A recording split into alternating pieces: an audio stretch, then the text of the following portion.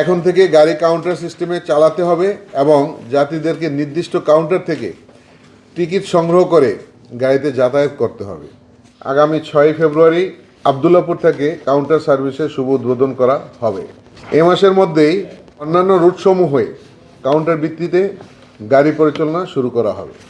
Stoppage ছাড়া যাত্রী ওঠানামার কারণে সড়কে বহুলাংশে যানজট ও বিশৃঙ্খলার সৃষ্টি ও দুর্ঘটনা সংঘটিত হচ্ছে। এ বিষয়ে গত 19/12/2024 ইংরেজি তারিখে সড়ক পরিবহন সেতু মন্ত্রণালয়ের মাননীয় উপদেষ্টার সভাপতিত্বে সড়ক পরিবহন সেক্টরে শৃঙ্খলা জোরদারকরণ, ঢাকা মহানগরে যানজট নিরসন এবং বায়ু দূষণ নিয়ন্ত্রণ সংক্রান্ত এক সভা অনুষ্ঠিত হয়। উক্ত সভায় সিদ্ধান্ত হয় যে গাড়ির মালিকগণ গাড়ি চালকদের সাথে ট্রিপ ভিত্তিক চুক্তি না করে পাক্ষিক/মাসিক ভিত্তিতে চুক্তি সম্পাদন করতে হবে।